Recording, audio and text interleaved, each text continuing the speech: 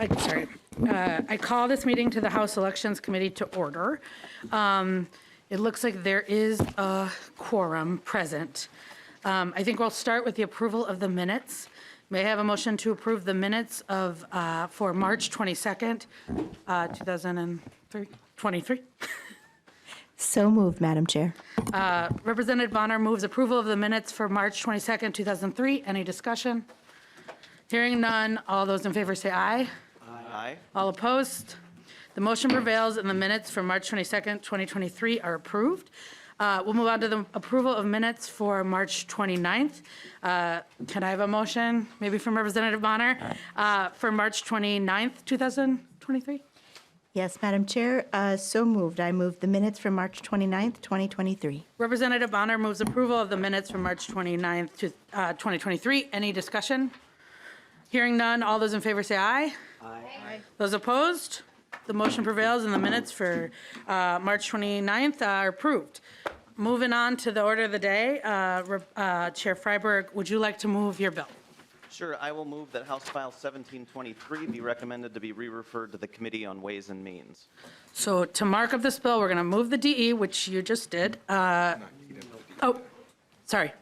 Chair Freiberg moves House File 1723 to be recommended, re-referred to Committee on Ways and Means. So thank you. So we're going to move the DE amendment, review secondary amendments, and then adopt the DE amendments at the end. So Chair Freiberg, would you like to move and describe the DE amendment? Yes, I'd like to move the DE1 amendment. This is the bill we had the walkthrough and discussion of related to on Wednesday. Great. You want to describe your bill? Or I guess you described it yesterday. Yeah. We are going to move on to amendments. Let's move on to the A2 amendment. Do you want to describe the amendment to the amendment? Sure. Yeah, there's a couple technical amendments that have come up recently. So the A2 includes changes recommended from the Secretary of State's office and the Campaign Finance Board. It includes some changes from our nonpartisan staff and one suggestion from Hennepin County. It might make sense to have Mr. Gehring go through it. I asked. Mr. Gehring, you want to? Sure. Madam Chair, just really briefly, I'll walk through what's in the A2. So all of page 1 of the A2 amendment is technical corrections and updates that reflect both some staff suggestions. We did insert the appropriation for the Attorney General's office, which you see on line 1.5. And there are other changes related to the way that the bill merges early voting with some of the technical provisions from the Secretary of State's office regarding the absentee voting process. That runs through line 2.11. The new section you see that's inserted on like 2.13 of the amendment is one of the components of the Hennepin County request that Representative Freiberg just mentioned. This relates to the way that vote totals on an election night are reported, depending on whether they're absentee ballots that continue to need to be counted on election night.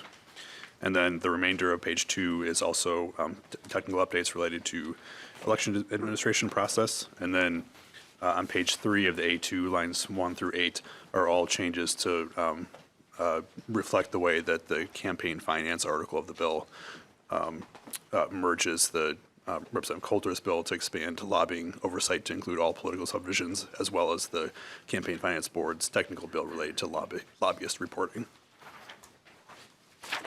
Thank you, Mr. Gehring, and I don't believe we actually moved the A2, so I will move the A2. Is there any discussion to the amendment? Lead Torkelson? Well, thank you, Madam Chair. I guess the Hennepin County language that's being added, I'm just curious of the reasoning behind it, the need for it. Does anybody here? Chair Freiberg, or? Yeah, I believe Nicole Freeman from the Secretary of State's office is able to provide a little more background on that. Thank you, Chair Freiberg. Ms. Freeman, if you want to introduce yourself to the record and answer Lead Torkelson's question. Thank you. I know.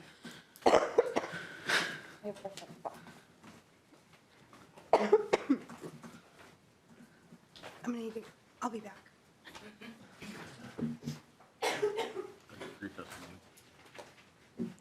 Kirk Kirk Peterson from Hennepin County, I believe, might also be able to briefly speak to it. Well, welcome, Mr. Peterson. If you want to state your name for the record, did you catch the question, or I can have Lead Torkelson? Madam Chair, members, Mr. Chairman, Kirk Peterson, Hennepin County. I believe I caught your question. Ms. Freeman can probably explain it better, but I can take a whack at it here. Basically, it allows that for absentee ballots that come in up until 3 o'clock, if we can't record, if we can't get those all recorded in time, it allows us to just inform the Secretary of State's office of the number of ballots that we haven't been counted, and we can report the ones that we have been able to count, so that at least we don't have to wait until to report all of our results until the next day. Lead Torkelson, does that Thank answer your you. question? Is this at all related to ranked choice voting? Mr. Peterson, Madam Chair, Representative Torkelson, no, I don't believe it is. Lead Torkelson. Thank you. Any further questions to the A2 or discussion to the A2 amendment? Seeing none, all those in favor of adopting the A2 amendment, say aye. Aye. All those opposed? The motion prevails, and the A2 amendment, amendment to the amendment is adopted. Chair, I think the next amendment is the A23. Chair Freiberg, would you like to move and describe the A23 amendment to the amendment? Sure, I will move the A23 amendment. This is another technical amendment, I believe, reflecting suggestions from the reviser as well as our House research staff. This one was brought to us a little bit too late to be included in the main author's amendment that we just adopted, so we ended up having two technical author's amendments. So I think it's purely technical, but happy to stand for questions if anyone has any. Any discussion to the amendment? Seeing no Madam Chair, Oh, I'm Lead looking for Torkelson. the A23, and I can't seem to find a copy. We will, our committee administrator I will, don't know if other committee members, CLA, did everybody else get it in their packet? do folks have the A23 amendment in your packet? Oh, I'm sorry, I was looking at the wrong. No questions. Okay, so seeing no further discussion, all in favor of adopting the A23 amendment, please say aye. Aye. Opposed? The motion prevails, and the A23 amendment to the amendment is adopted. We'll move on to the A4. Representative Purcell, would you like to move and describe the A4 amendment to the amendment? Yes, Madam Chair, I move the A4 amendment before the committee. And this is in regards to originally House File 495, which is the student, college student voting provisions. After having several contact with college administrations of different sizes and types across the state, this is a workable solution to them. They thought that sometimes they do not have the off-campus addresses of students. They might have the home addresses. So we changed the language so that it didn't sound like there was going to be repercussions if they didn't provide them, but if they do have that, that can be provided. And then also having them include a voter engagement plan versus being able to say exactly what happened with every single potential voter registration form that was distributed. Thank you, Representative Purcell. Okay, I see you, Representative Quam. I'll start with you, Chair Freiberg. Do you have any thoughts on that amendment? I support it. I encourage members to support it. Thank you. Discussion, Representative Quam. Thank you, Madam Chair. The explanation I was hearing, they might not have the street address, bothers me because when you are voting, you get different ballots depending on where your exact address is. And so I find that in a technical fashion a little bit concerning that they might, I think that would need cleaning up. I wish it would be cleaned up before it was added in here. Representative Quam, I believe that this refers to the student ID provision of using your student ID along with a campus mailing list, so the student will be showing up in person with their student ID, and this is one way that they can prove residency. And I think if I interpreted Representative Purcell's amendment right, what it says is if you don't have the street address where folks are living, then the campuses will not provide it. Is that going to you, Representative Purcell? But that's how I heard your amendment. Thank you, Madam Chair. That's correct. So this is just refers to the list that the colleges must provide. So if the college does not have that address list, then the student has to register just like any other person, and then their name would not appear on that list. The college is not required to provide that. Representative Quam.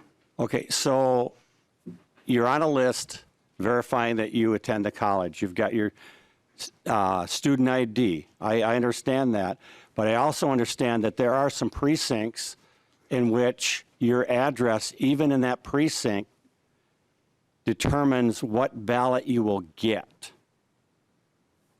And so, and I also know that people accidentally go to one voting location as opposed to another because sometimes you end up living close to the voting location for another precinct.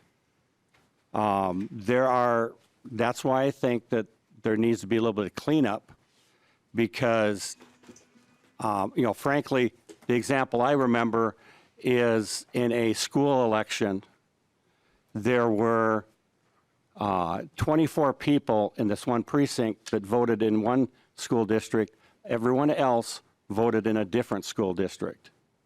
And I'm not aware, but I think it's quite possible there could be internal elections within a city, if it's districts and et cetera, of where if you just went across the street to the wrong location, you're voting in a different district on that ballot. I just think we need a better cleanup and a mechanism to ensure we don't open up to mistakes. Thank you, Representative Quam, and that was Representative Purcell. Thank you, Madam Chair. Just to clarify, I heard you say the list to verify attends the college. The list is the where the students live. So if a student attends the college, it does not mean they'll be on the list. If the student attends the college and they are in a dormitory, that would be considered on the list. And then the college provides that to the appropriate precinct. Thank you, Representative Purcell. Any further discussion to the amendment? Seeing no further discussion, all in favor say aye. Aye. All opposed say nay. Nay. The motion prevails and the amendment to the amendment is adopted. We are now moving on to the A6. The A6, Representative Freiberg, would you like to move and describe the A6 amendment to the amendment? Thank you, Madam Chair. I would move the A6 amendment. The A6 is essentially a technical update. The original language in the bill said 47 days. With the D amendment, it changed the number. So with this amendment, we're just changing it back to 47 days for a pop-up location. So if their county wants to establish, whether it's in working consultation with the university, tribe, whoever, that they want to have a pop-up location for voting, this just says there needs to be a 47-day notice. Thank you, Representative Freiberg. Any questions to the amendment? Or seeing no discussion? Madam Chair. So Lead just to clarify, Torkelson. Thank you for the author. So without this amendment, what would the period have been? Representative Freiberg. So the original language was 47 days. It got accidentally changed to 14 weeks. So we're just looking to move it back to 47 days as the original language. Thank you, Representative Freiberg. And I think the 14 weeks is for all early vote locations, so this would provide a specific designation for these locations that happen closer to the election. Lead Torkelson. Thank you. So I appreciate that. I've got it. Any further discussion to the amendment? Seeing no further discussion, all in favor say aye. Aye. All opposed say nay. The motion prevails and the A6 amendment to the amendment is adopted. I will move the A10 amendment, which I think is my amendment. I will move the A10 amendment and I can describe the amendment. The A10 reflects some revisions and technical changes based on feedback from agencies, from stakeholders, and conforming changes with House File 3 and Senate File 3, which is moving in the Senate. It does a few things that I'll point out. First, it makes DHS's work to set up the AVR contingent on funding for that purpose. When federal approval comes, they will be able to cost that out, but they can't currently, and so it says that they'll have to set it up after there is funding appropriated. It clarifies about the prohibition of contributors by foreign nationals. It modifies the Foreign Influence Corporation prohibition in a few ways, including first adding a provision that excludes mutual funds from the calculation of foreign influence or foreign investors' ownership stake for the purposes of affirming the Foreign Influence Corporation. There's a sense that when you put your influence through a mutual fund, it's sort of less of an influence on the direction of that corporation, and also it's harder to calculate. So we're adding that exclusion. It consolidates portions of the provision and adds a definition of foreign national, which conforms with the federal definition, while excluding Minnesota residents from that section. And then it pushes back the deadline for that effective date to January 1st, 2024, to give folks a little more time to understand it, and the Campaign Finance Board to educate folks. The amendment reflects some fine-tuning of the policy provisions, and I would ask for your support. And I guess I will start with you, Representative Freiberg. It's a good amendment. I encourage members to support it. Discussion to the A10 amendment. Lead Torkelson. Thank you. The first provision on line 1.3 indicates that the DHS systems must be tested if the appropriation is made available. What happens if the appropriation is not made available? Thank you, Lead Torkelson. Given that they won't be able to do this without the appropriation, I think it allows them not to do it until we appropriate the money. So there will be no accuracy check in that event? My understanding with the way and the guidance we got for this language is the system won't come into play until we appropriate the money for there to do the checks and then for the system to be set up, because the system can't be set up without the accuracy checks. And so what it means is the provision will not, the DHS will not implement AVR contingent on the appropriations being made available. So with this language in place, DHS would not submit any voter information. Is that correct? Yeah, so with this language in place, what it means is until, there's language already in the bill that says until federal authorization allows them to, and then we would have to appropriate funds to allow them to set it I up. misspoke. I should have said, with this language in place and with no appropriation, they would not submit any voter information. Is that correct? That's right. Thank you. Any further questions? Representative Davis. Yeah, so on the A10, I'm just looking at this. Translators don't need to be certified by the American Translators Association. What's the thinking there? Thank you, Representative Davis. And this actually came from feedback from both local jurisdictions, and there's actually lots of ways that translators are trained and certified. And what we heard concern expressed was that the American Translator Association, I think that we got feedback that there are currently like 2 Hmong translators. What this provision does by just eliminating this is allows counties and locals to decide how they're going to pick their translators. All right, thank you, Madam Chair. Representative Quam. Thank you, Madam Chair. Looking at 2.1, 2.2, so that's saying that basically if a person has a abode in the state of Minnesota, they don't have to be, I mean, they could be a foreign national, they could be a person here without appropriate permission or documentation, and they would be exempted from this section. Is that the correct interpretation?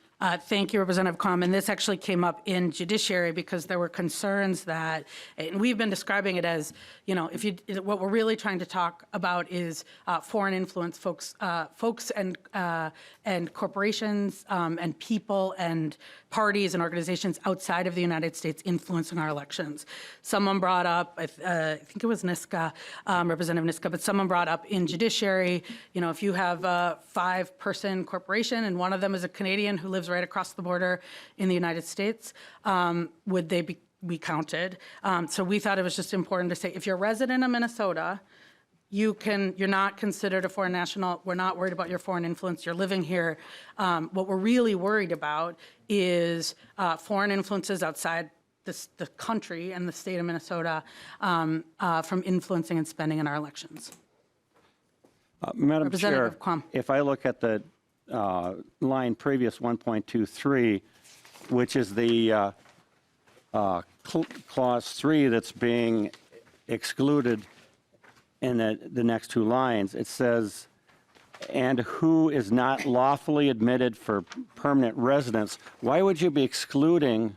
Because the example you gave wouldn't it be excluded by not lawfully admitted? So I think this, I've got some issues with this, but your explanation supporting it was we can have foreign nationals and companies that have investments by foreign nationals, but as long as that foreign national is residing in the state of Minnesota, maybe they have a lake cabin, whatever it is, but by excluding 3, they could be here illegally because that's the definition. If you're not lawful, then you're illegal or not following the laws. But you can be exempted from,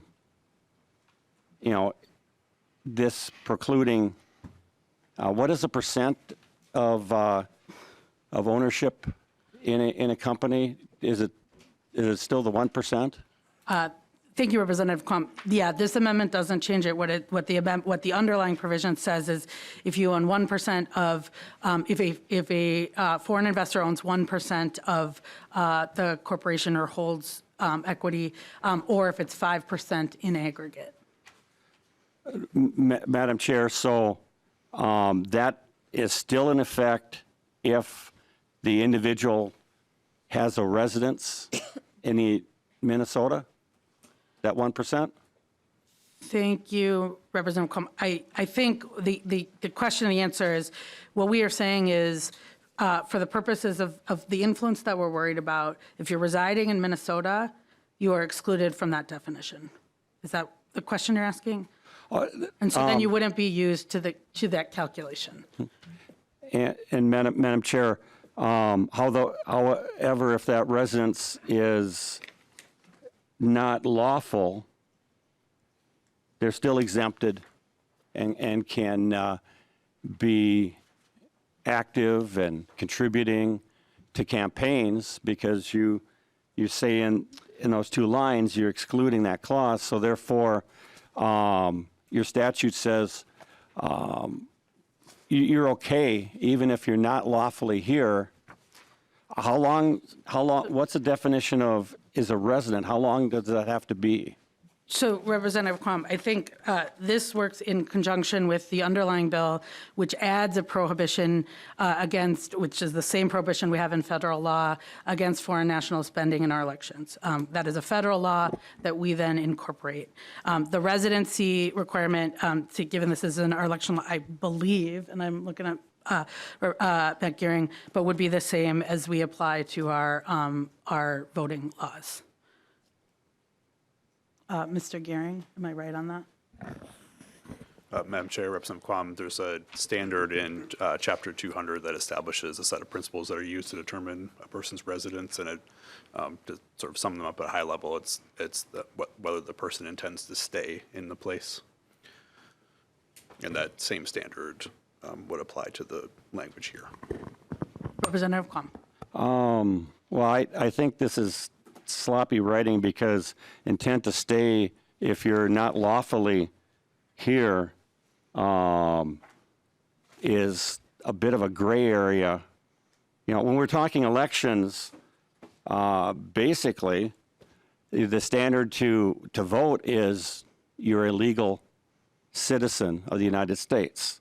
This is saying that if you want to influence our elections, you don't even have to be lawfully here, and you're being allowed to influence the elections. Intent to stay, I got here 2 hours ago, and I intend to stay, and I'm contributing, $1 million to the state party, and your language here says that's okay. I don't think it is. Representative Quam, that actually is both under federal law and under the provision that we are adding under state law, a foreign national as defined in the underlying statute, which I can find, is not able to contribute directly to the party. What we are trying to do here, and what the foreign influence prohibition does, that this is building on, is close a loophole that Citizens United left. And we heard Representative Stevenson's bill. This is that because there is a prohibition currently against foreign national spending in our elections, but corporations and those who make up corporations, because of Citizens United, can spend unlimited amounts of money on the independent side. What this does is say for those corporations that are influenced by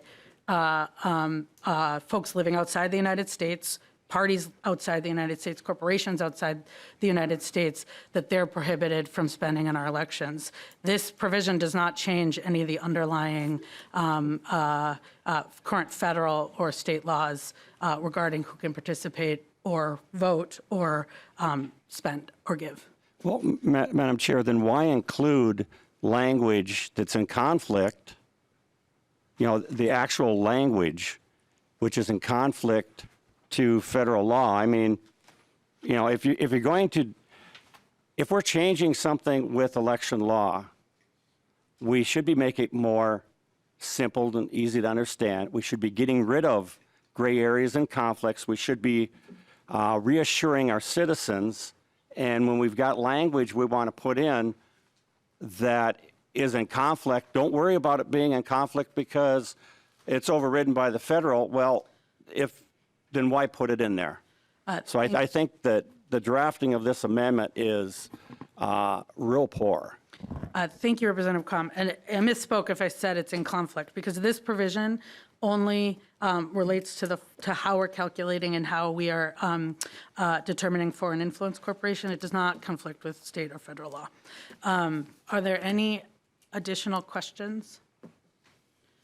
Seeing no additional questions or no discussion, all in favor say aye. Aye. All opposed say nay. The motion prevails and the A10 amendment to the amendment is adopted. The A9, we have the A9, and I'm actually not sure who's offering it, so I'm looking at you, Lead Torkelson, if you know who is, or if you plan on offering the A9 amendment. Yes, I do, Madam Chair. Lead Torkelson moves the A9 amendment to the amendment. You want to describe the amendment? Well, I'm going to have help describing the amendment, Madam Chair, but I'll start off with a few remarks that will be repeated throughout this effort. Madam Chair and the author of this bill, as it will be amended at the end of the day. We've repeated many times in this committee the need for this committee's work to be done on a bipartisan basis. We have a long tradition here in the Minnesota legislature of working on a bipartisan basis. We've had governors from 3 different parties that have made that demand of our work here in the legislature. And as recently as 2019, the current governor expressed publicly that he too believed the work of this committee should be done on a bipartisan basis. Madam Chair and author of the bill, that has not been the case. We have a number of provisions in this bill that have no support from our side of the aisle, have never had any support. On the other hand, we have a number of provisions that we have supported in work in this committee and believe they should become part of a bill that goes probably to a conference committee. But so we're not deleting the entire bill, Madam Chair, and to the author, but we are identifying those parts of this bill that have no support on this side of the aisle. And I realize that the author and the current chair of the committee, acting chair, have decided to ignore this. But I think it's important that it be pointed out, and that's really the purpose of this amendment, is to point out those sections of this bill that have no bipartisan support. They have been completely manufactured by the other side of the aisle and the interest groups that support them. And frankly, it runs far afield of the tradition of this committee in as long as I can remember and long before I got here. So with that, Madam Chair, we will work our way through some of these issues, and I believe other members of the committee will want to get started. I see 2 hands. Representative Davis, you want to start? Thank you, Madam Chair. I do have concerns with this bill in front of us. Early voting is a huge concern for me. You know, right now we can already vote early, and so we've got vote early by mail-in ballots. We've got vote early in person, which we're looking at increasing that. We've got voting by absentee, and we've got voting on election day. Was there anything I missed about different ways we can vote? And I know the constituents in my district, because I talk to them a lot about this. They talk to me a lot about this. They have real concerns with the security of our elections, and their public confidence has definitely been shaken. Their confidence in our elections is shaken. And I mean, the obvious common sense concern is here we have 4 different ways we can vote. And I've brought this up before, as good as the job that the Secretary of State's office is doing or can do, there are definite concerns about, can a person vote 3 or 4 different ways and we won't catch it? And these are real concerns. These are not conspiracy theories, but yet when we bring up these issues, it's met with condemnation. Even the Secretary of State himself testified in this committee, I asked him about it, that there are concerns with security in our elections. It was a real concern for him. And he brought, or he spoke on legislation to that very fact. And now he's confident that his office can take care of it. But I certainly question that. My constituents question that. And there is nothing wrong with questioning government operations. Yet I've been consistently met by the other side of the aisle with the progressive talking points of the left of this is just misinformation or disinformation. It's met with scrutiny and condemnation. And let me tell you, folks, when we start questioning the security of government and people's confidence in government operations, and it's met with condemnation, that is a scary place in our constitutional republic.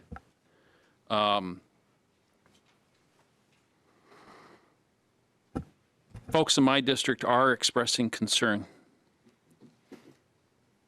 I have a letter here from the Secretary of State.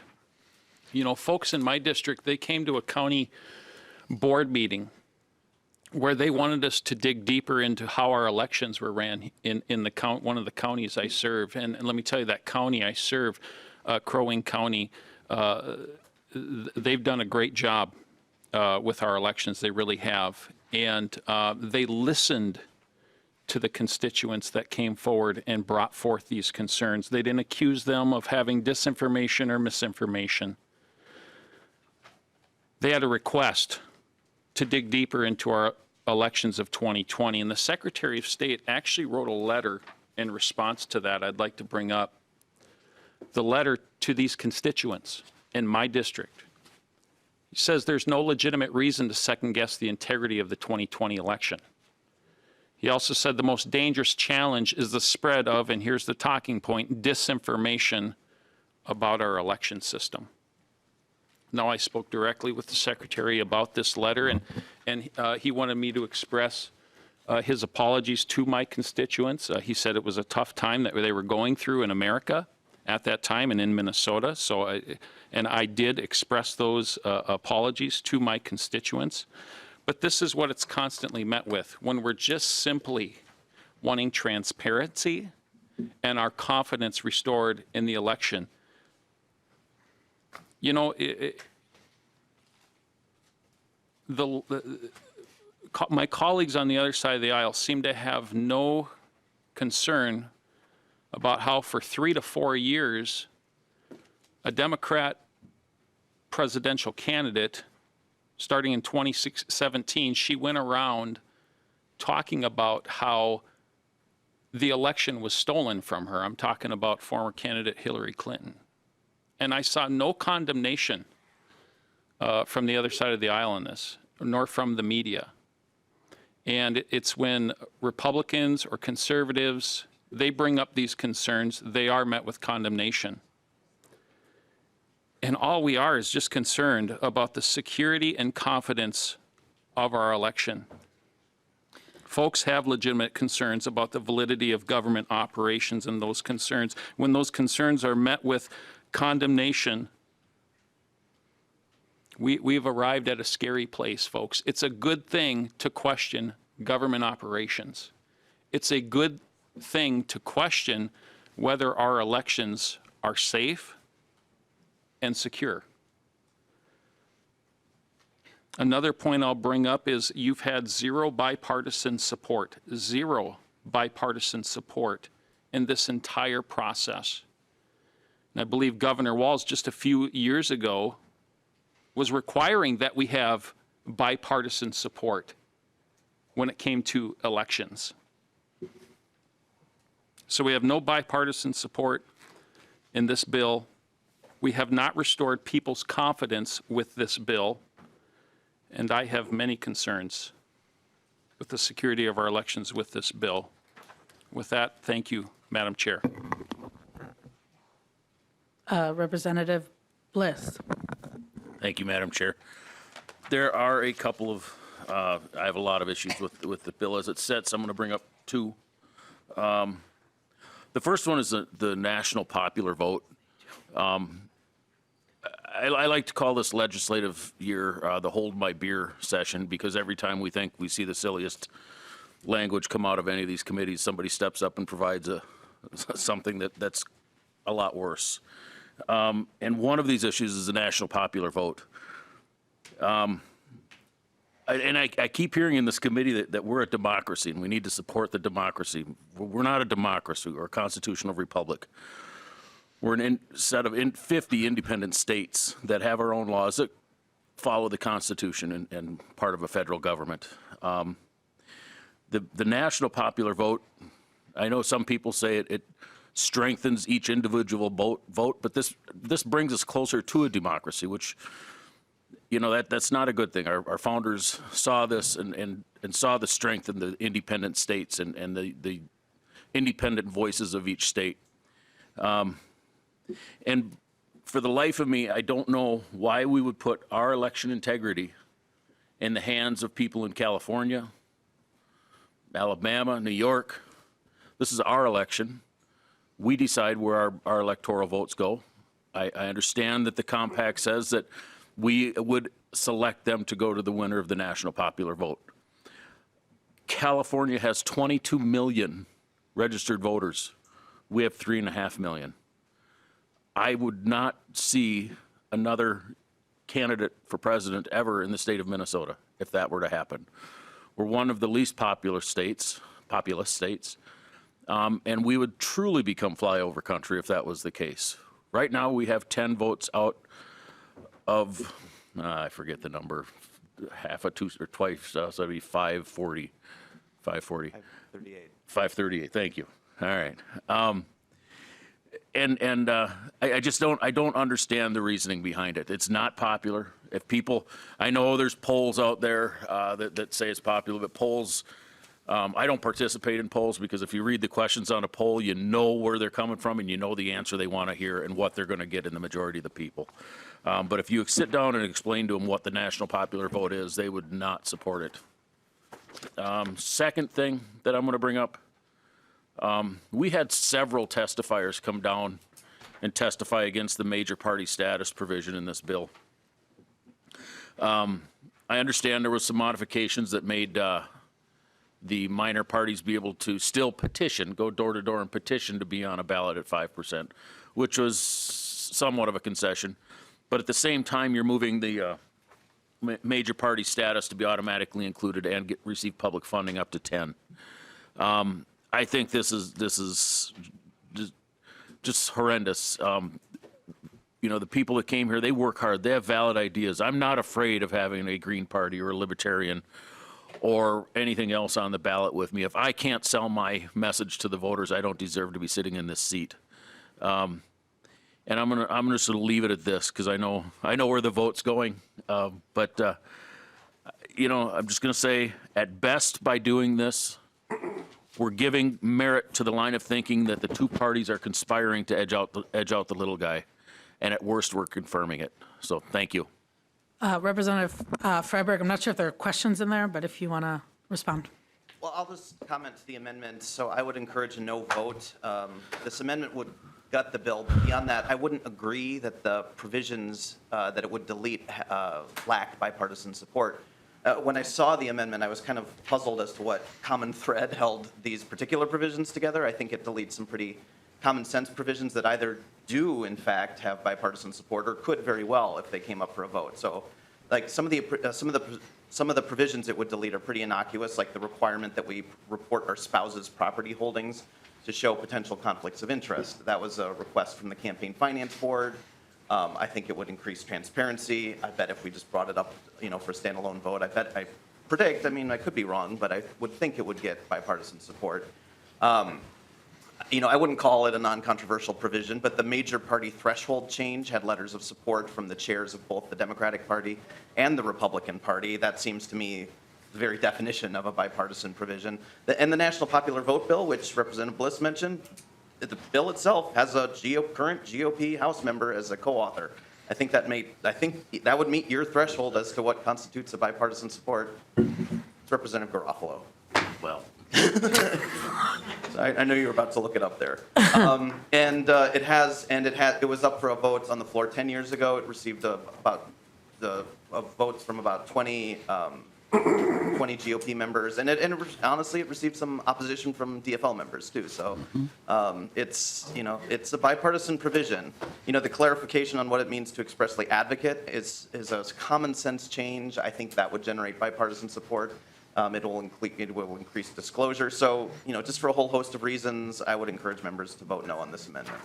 Thank you, Representative Freiberg. Representative Coulter. Excuse me. Apologies. I'm still recovering from a cold that I caught from my kids, which happens all the time, I think.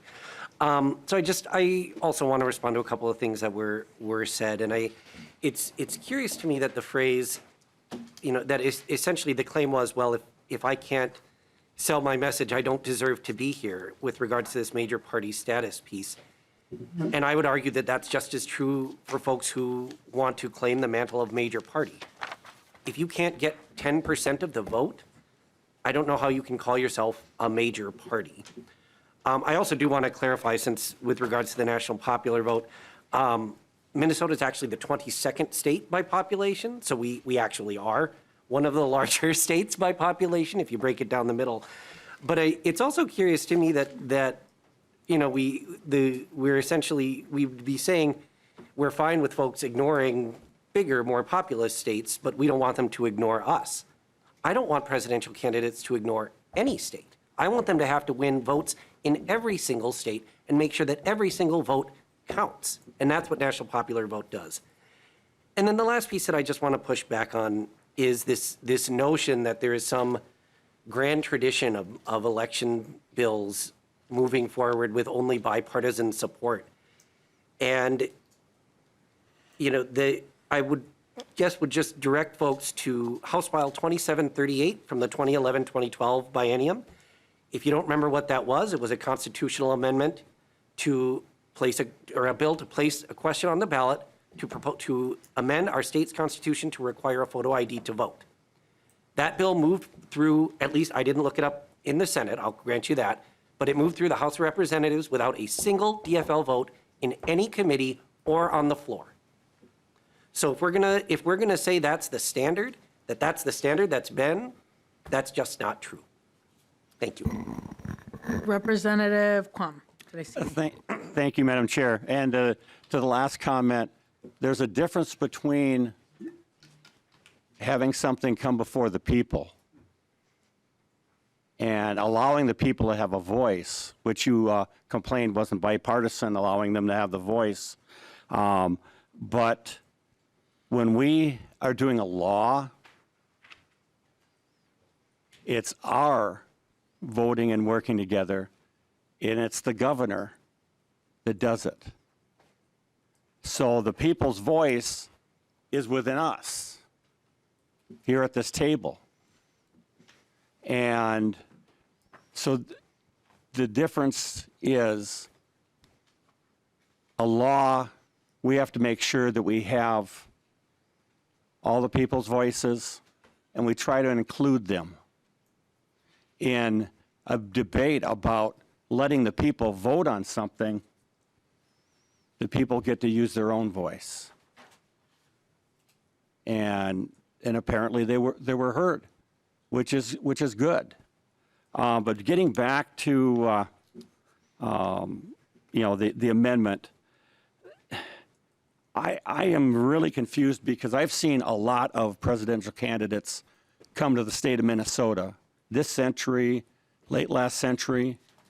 I have seen, you know, many presidents also come to Minnesota in our current system. In fact, I got to drive in a presidential motorcade, which was fun, going down the Broadway of Rochester at 65 miles an hour, which is a little bit more than I normally drive on that street. But, you know, it was pretty cool. And, you know, maybe it's just because I live near Rochester that I've seen them fly in presidential candidates from both parties and make speeches. Vice presidential candidates come in. So I don't think it's a flyover country if they actually land in our cities. But getting on to the other portions I was going to talk to, automatic voter registration. 1.5 million are going to be going through the MA requalification process in the next year or so. And, you know, apparently if we don't, you know, don't mind, you know, having in that process the voter registration activity, which is adding something new when they're already being heavily worked. It's going to be a difficult time for them. But in the omnibus bill, there's $110 million for undocumented persons to be on MA. That seems to me that, you know, with that 1.5 million that are through requalification, 110 million for undocumented, that means a lot of people. And even if, as was during our different discussions, there are some clerical errors that we're used to. That's a lot of possible errors on a new system with personnel that are going to be stretched because of the end of the pandemic, that requalification process. So I think the prudent thing to do is not have that AVR through all these different departments that haven't done it through, well, over 1 million people are going to go through those processes. You know, I think it's problematic to implement it during this coming year with all of the existing issues and problems that they're going through and the increased opportunity of errors. So I think that would be a bit of a prudent thing to exclude. Permanent absentee ballot list. I've mentioned before that I don't think we're cleaning up our lists, especially since it's being pushed down to the counties, appropriately. And I'm leaning to the fact that the secondary sampling audit after the first audit on our voter registration system showed some abnormal things and some issues. That indicated that the counties aren't cleaning up and taking care of people that are being challenged from the state passing down, plus the lack of periodicity during the actual election of cleaning up issues. I think that's problematic. Caucus participation. I'm big on caucus participation, but with people that can vote and for students to come and observe and see. But with non-citizens participating in our election process, that opens up a concern in my eyes in the area of in-kind contributions. So if they're participating in our election process and actively participating, I think it's pretty easy to say some in-kind activity will be going on. Even if it's just bringing us, you know, you're buying water and snacks for an event. It's also, every time I participated in the election process, there are certain events of where there's a fee charged because it covers the cost of the facilities.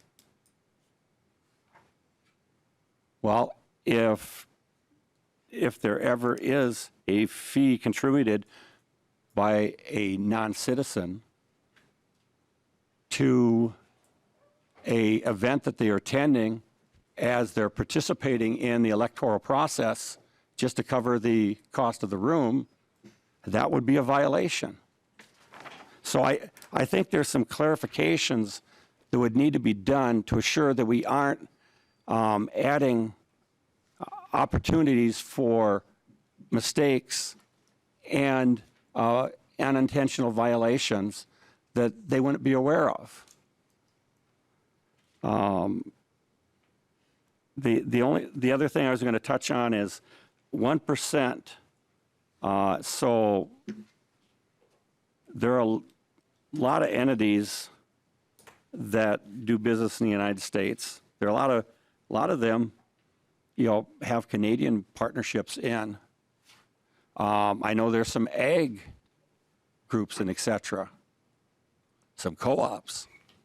And I could have seen if there was a, you know, 10 or above, but I bet you there are a lot of entities that don't know that they have 1% ownership from somebody who's living in, you know, North Dakota who's a Canadian citizen. And if you don't think North Dakota gets involved in our elections or the surrounding states, there's a lot of crossover between entities. So I think that needs some cleaning up. But I think the intent of this amendment is to say, hey, we think there are some issues. Not that all this stuff is bad and horrid, but if we're going to do something to our electoral system, let's make sure that we avoid issues. And by having multiple viewpoints that maybe don't always agree, but multiple viewpoints in that process would allow us to better avoid unintended consequences and improve the quality of the activity in the bill. I joined in on a bill, as I've done before, with people across the aisle. And sometimes I join in on that in order to try and help it become better. Just this week, I requested to be taken off as a co-author on a bill because, frankly, my efforts to try and improve it were ignored.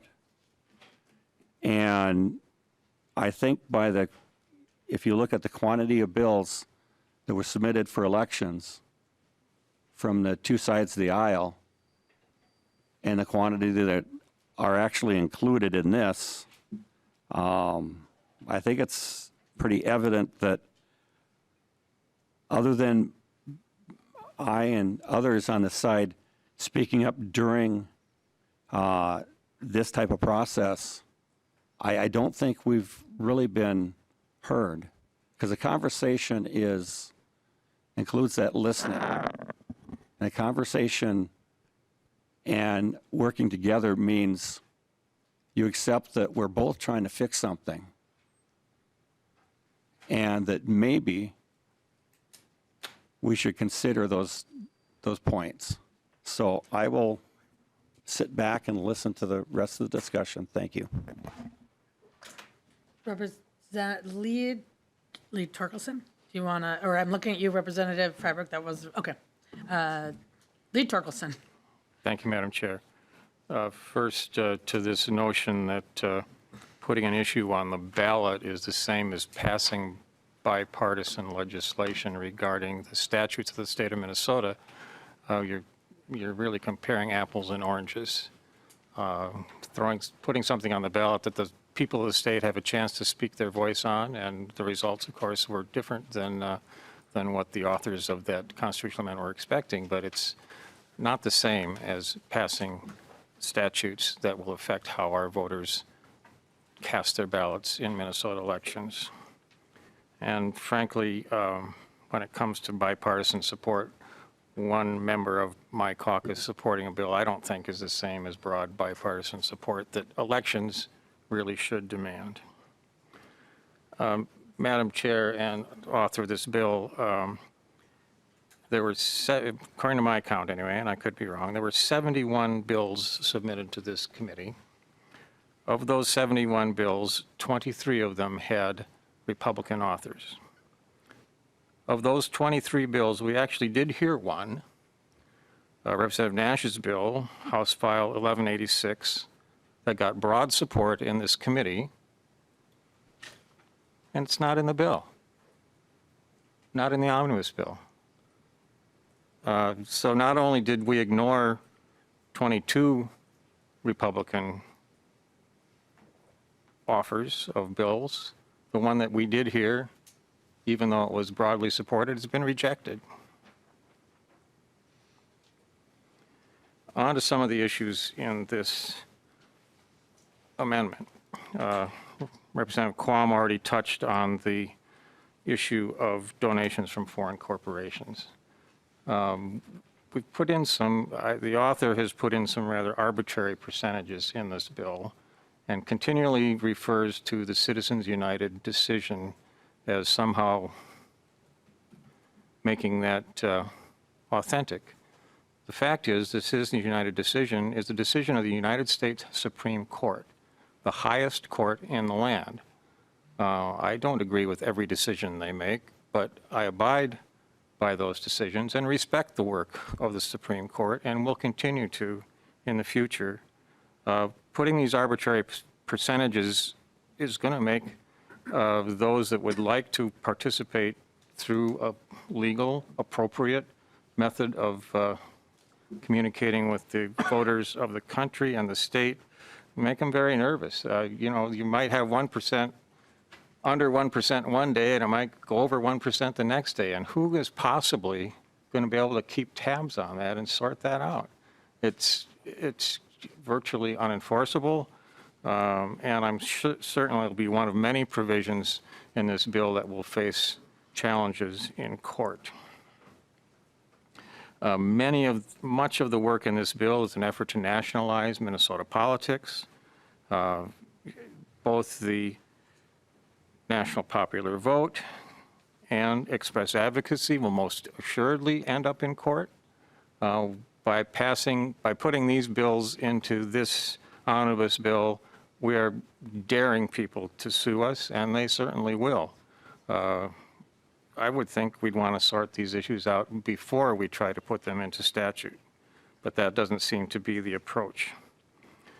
You know, we've been willing to work with the Democrats throughout this process, but we've had very, very limited communications. A week or two ago, we talked about this issue of fundraising on the House floor. There was an invitation sent out to lobbyists inviting them to a fundraiser during the session, which obviously is outside the bounds of normal practice around here. And it was agreed on the House floor that, yes, we'll work on this together. We'll put some language together that we can all agree to. Language is showing up in this bill, but there's been no conversation about whether it's appropriate or agreed to on a bipartisan basis. Broken promises. It's interesting to me that we have national popular vote in this bill, but we've left ranked choice voting out. I think there's good reasoning for that because the two are in direct opposition to each other. National popular vote, the apparent logic behind it is that every vote be counted with equal weight, which of course is impossible because every state doesn't use the same system of counting votes and authorizing them in the first place. But versus that, ranked choice voting actually assures us that some votes will not be counted. They'll have no influence on the state count for that particular election. The two are, as far as I can tell, diametrically opposed. So it's no wonder you haven't put them both in the same bill. They would have been a catfight, I guess. To the author and Madam Chair, again, I will reiterate what I've said many times in this committee and said it in my opening remarks and will say again on the House floor. First, I got one more point. The point about spousal,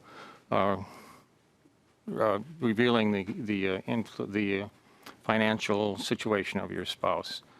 I realize for the vast majority of us, that's not an issue. I mean, it's not an issue for me personally. My wife does own some of my farmland, and that's fine. I report it all, but for some couples, you may have a candidate who was recently married, got married later in life, whose spouse may have a business that they would just as soon not be examined or thrown into the mix. And if this provision about revealing your spouse's financial picture prevents someone from running for office because their spouse says, gee, I'd let you run, but if I'm going to have to reveal all this stuff about my personal finances, I want nothing to do with it. It's very similar to the other provision in here regarding the soil and water conservation districts. We made that change because people were refusing to run for those offices because the disclosure requirements were too stringent. And we as a group thought, yeah, well, let's make them a little less stringent so that people actually are willing to serve. In this case, to me anyway, there's a danger that people won't be willing to serve, and for not really that great a reason. We even have some couples that have prenuptial agreements that they decide before they get married they're going to keep their businesses, their financial affairs separate. Why should those have to be revealed to the public just because someone wants to run for office? So finally, Madam Chair, and to the author, the provisions we've outlined in this amendment, if they were taken out of the bill, you'd have a bipartisan bill left. There's still a lot of good work in the remaining bill that we have supported in our discussions here in the committee and are willing to support in a bill that would go to the floor. But the provisions outlined in our amendment today don't have that kind of support.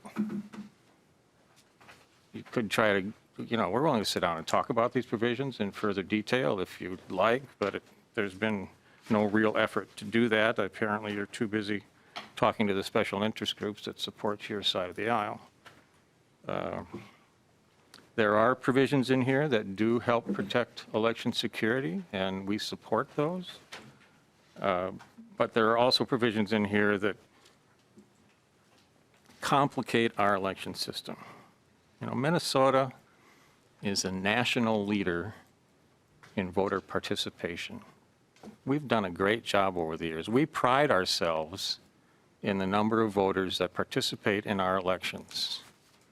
Why on earth would we make the system so complicated that people are going to be scratching their heads and wondering just how do I go about participating in this system, and why would we make it not more difficult, but more head scratching? You got so much going on here that just, there's no need to fix a system that's not broken.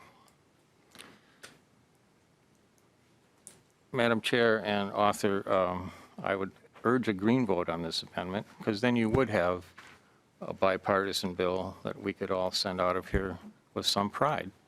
Instead, as I expect, you're not going to accept our amendment. You're not going to work with us to try and fix some of these provisions, and you're going to send this bill to the floor. Thank you, Madam Chair. Representative Torkelson, and before I turn it over to Representative Freiberg, I would just say that the way that Minnesota got to where we are in terms of that great system is by being on the forefront, like same-day registration in 1974.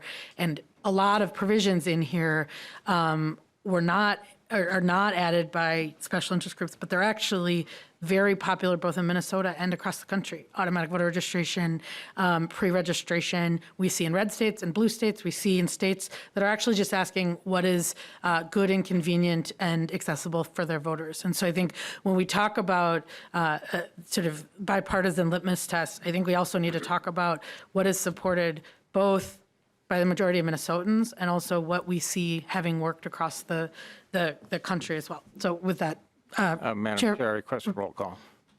Lead Torkelson requests a roll call, and Chair Freiberg, final comments on the amendment. Yeah, I will set aside the questioning of motives by the reference to special interests and just encourage members to vote no on the A9 amendment. So we are, all in favor of the, thank you. We have a roll call on the A9 amendment. Mr. Hermanson, would you take the roll? Chair Freiberg. No. Vice Chair Greenman. No. Minority Leader Torkelson. Yes. Representative Agbaje. No. Representative Altendorf. Representative Bonner. No. Representative Bliss. Representative Coulter. No. Representative Davis. Aye. Representative Frederick. No. Representative Purcell. No. Representative Quam. Yes. Representative Stevenson.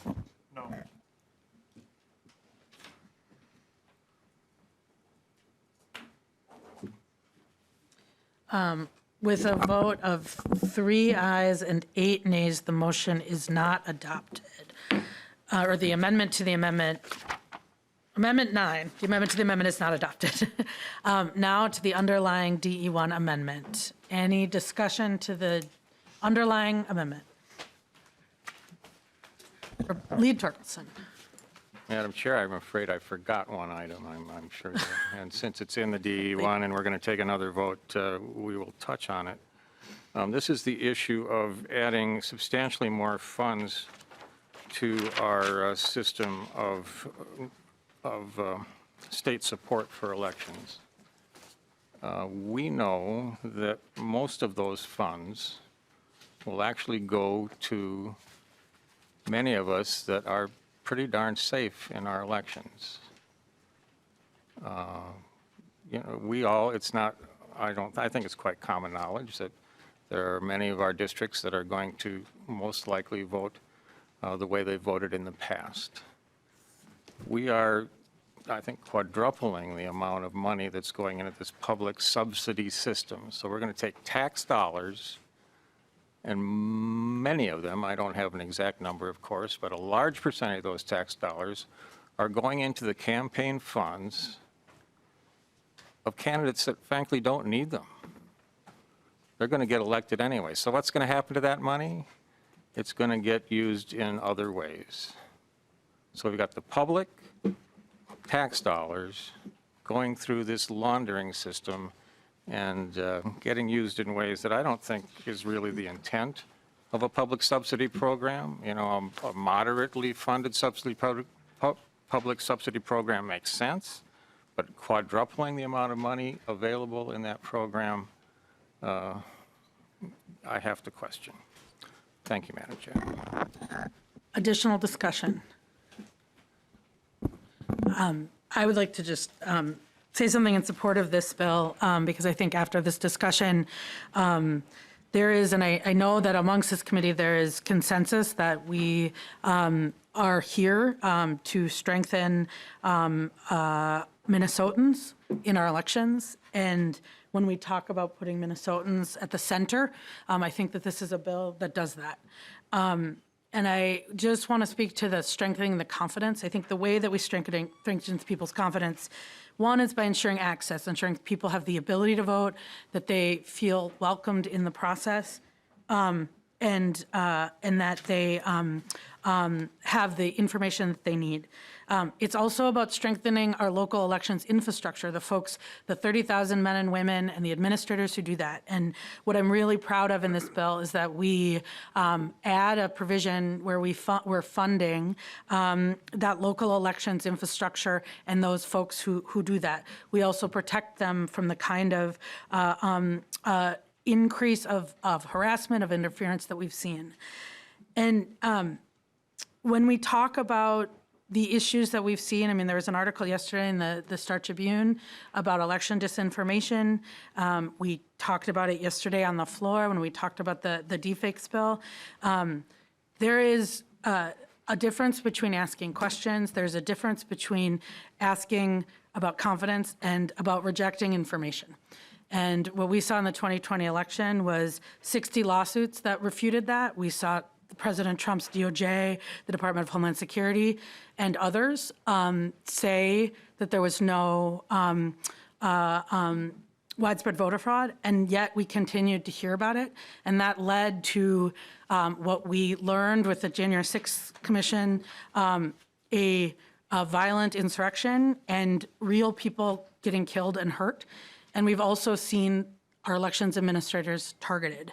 So I think what this bill does is says we are going to we're going to try to take on some of the deceptive practices. We're going to ensure that Minnesotans are the ones at the center of our politics, whether it's ensuring that we're strengthening the right to vote, ensuring that they know who's spending money in their elections, and can make decisions about that. And that we're going to ensure that we're protecting both voters and the people who are administering our elections. I think this is a really good bill, and I wanted to speak in support of it. Representative Agbaje. Thank you, Madam Chair, and thank you, Chair Freiberg, for bringing this forward.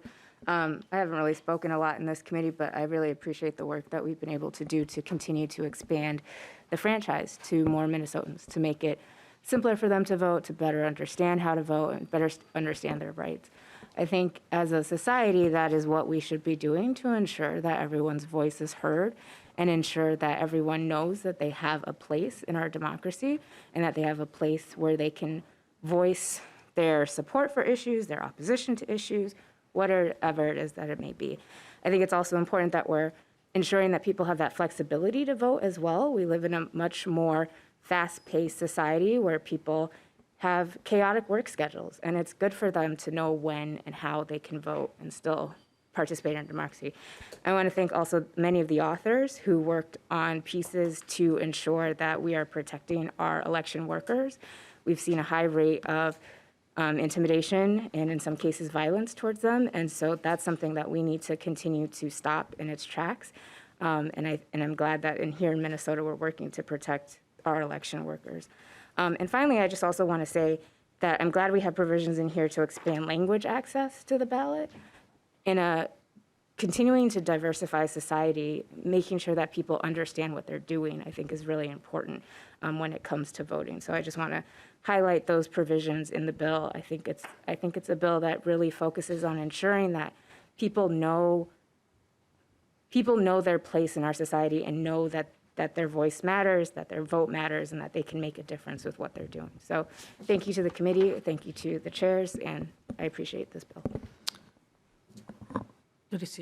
Representative Davis? Yeah, Madam Chair, I would like to bring up something because questioning motives definitely was brought up right there. I'm going to tell you, and again, we heard the DFL talking points right there again. Goes back to my letter from the Secretary of State. You know, these comments are being made not to insurrectionists. They're being made to constituents, to residents, to citizens of the United States who have legitimate concerns about our elections. And yeah, I'm pretty passionate about this because I do hear from them. I know how good these folks are. One of them is a retired general who served his country for over 40 years. He's become a very good friend during this time, a very intelligent man who knows how to do research. You don't get to be a general in the United States military and the armed forces without being intelligent and knowing how to do research. Another one of them is a retired major who served his country for, I believe, 27 years. He's become a very good friend of mine through this process as well. Another one is a retired sergeant. These men served their country faithfully. These are the folks that are questioning these things. And I would encourage this entire body to stop ignoring them and to stop meeting them with condemnation, but to sit down and actually listen to what they have to say and to listen to their concerns. Thank you. Any further discussion to the bill? Representative Bonner. Thank you, Madam Chair, and thank you, Mr. Chair, for the bill. You know, I think it's always important to remember that a lot of this bill really is about centering people in our process. You know, from making sure that election officials feel safe to be able to participate and to do their work. Here in Minnesota, we do have a strong tradition of great voter participation. And that happens because we have continued to evolve, in many cases with bipartisan support, to increase the checks and balances. And I think that's good work that has happened over decades. We also work closely with folks at the CFB and our Secretary of State to look at best practices. We look across the country to look at best practices to determine how to best ensure this grand experiment of the democratic process. And I think as Minnesotans, we place a deep value on those checks and balances. We place a deep value on the ability for people to have their voices heard, to access their vote. I remember having a conversation a number of years ago with a girlfriend from, she was from Israel. And she said to me, and it stuck with me to this day. She said, "This is America, right? You are considered to be a beacon across the world for the democratic process. But there's something that troubles me." And I thought, okay. And she said, "You know, as Israelis, from the day we are born, every eligible citizen in our country is automatically on the list and eligible to vote. But," she said, "what troubles me is in the United States, it feels like there's all these hurdles in place for eligible citizens, for eligible voters to participate. And I'm having trouble understanding why we would have barriers for eligible citizens to vote." And I think some of the bills in this particular provision really start to say that, yes, in fact, we want to make sure that every eligible voter is heard, that they're able to participate. And I think Minnesota has a strong tradition of trying to push forward on that particular vision. And so, I just want to say that I think, I do appreciate a lot of the feedback from our friends on the other side of the table. I do appreciate the conversation. And I do appreciate that sometimes it challenges us to all be better. And so I do appreciate that. That said, I do think this is a good bill. I don't know that it is perfect just yet, but I know there is more work that will be done as we continue forward through the process. But that said, it's pretty gosh darn good. And I think it makes some really important changes in transparency for citizens. It addresses a lot of issues that we hear from voters about intimidation, about transparency, about just access. And I think this goes a very long way in addressing some of those things, particularly influence of others in our elections that really have no business, And I have constituents, for example, who say to me, "I get all these flyers, these really negative flyers, and I don't understand where they're coming from. Why are they here? What are they doing?" And I said, "I will be honest with you. I have never, ever run a negative ad or said anything negative about any of my opponents ever in the entire time I have run. And I'm proud of that. I'm proud of the fact that I believe that voters should vote on the merits, that I should be telling them why they should vote for me and why I'm the best choice. And I do think that we have an outsized influence of money and organizations that are trying to influence our vote, and from folks who really don't want to hear from those folks. They want to hear from candidates. They want to know that their funding goes to actual candidates, that the materials they receive in the mail and that they see out and about in their community come from actual candidates, that they give them real choices. And so I think this bill goes a long way in accomplishing many of those goals. And for that reason, I would urge members to vote green on this bill. We'll continue to work on it, but I want to thank both our friends on the other side of the aisle for the challenging questions and ideas and helping to make the bill a better one, as well as my colleagues for really pushing through and attempting to really dig deep into some of the questions or clarifications on bills to make them better. In all, I think a lot of good work has been done. Thank you. And I am looking at the clock, and we have, I think, to be out of here by noon. So what I'm going to do is, Representative Torkelson, if you want to wrap up, I'm going to turn it back over to Representative Freiberg to wrap up, and we can take the votes on the DE and the bill, if that works. Representative Torkelson? Quick, Madam Chair. Many of the provisions that you highlighted are provisions that we support, protecting our election workers and making sure our system works well are things we support. The suggestions from the Campaign Finance Board, with a small exception of the spousal thing, are things we support. We also support the fact that Minnesota elections have been run well in the past, and that voter access to the ballot it really is not limited. We have good voter access. I don't know of anyone that's ever come to me and said, I couldn't vote. I wanted to vote, but I couldn't vote. That's not a conversation I've ever had, not one I've ever even heard of same-day voter registration, et cetera, assures us that Minnesota voters have access to the ballot. I won't go back into the other provisions that we've already talked about, but there are good things in this bill. You've highlighted them. I've highlighted them now. Let's stick to those and avoid the non-supported provisions.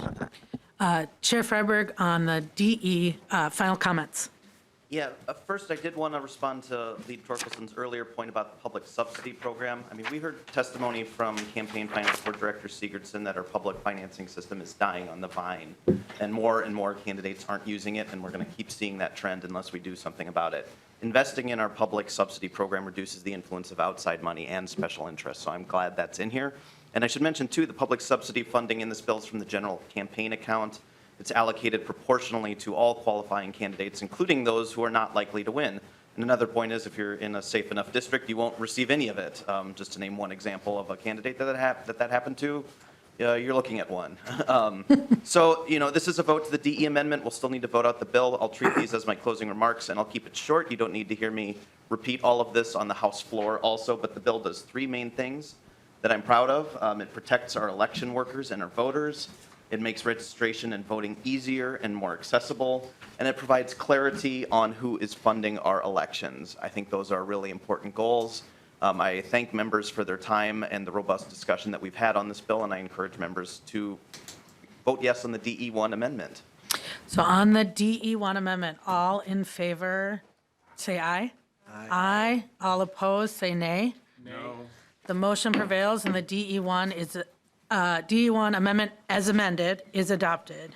Chair Freiberg renews his motion on House File 1723 as amended, and is recommended to be re-referred to the Committee on Ways and Means. All in favor, say aye. Madam Chair, doesn't this require a roll call? Lead Torkelson, I was advised it does not. Would you like one? Is it too late to request one? We can, yes, we will do a roll call. In at the wire. Mr. Hermanson, would you take the roll? Chair Freiberg. Yes. Vice Chair Greenman. Yes. Minority Lead Torkelson. No. Representative Agbaje. Yes. Representative Altendorf. Representative Bonner. Aye. Representative Bliss. Representative Coulter. Aye. Representative Davis. Nay. Representative Frederick. Aye. Representative Purcell. Aye. Representative Quam. 9. Representative Stevenson. Aye. With a vote of 8 ayes and 3 nays, the motion is adopted. House File 1723, as amended, is recommended to be re-referred to the Committee on Ways and Means.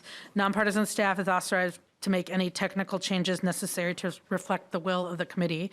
Seeing that it is the end of the committee, I guess I would turn it back over to you, Chair Freiberg, and if you want to add any closing. Sure. This is our last regularly scheduled committee hearing. It is likely that we will have another one. There have been nominations made to the Campaign Finance Board. I don't know when we will have that discussion, but given that we're almost at noon here, I will save everyone the thank yous to our committee staff and our members, but suffice it to say, you've all done amazing work. So then I think that's all I need to say. So with no further comments, Elections Committee is now adjourned.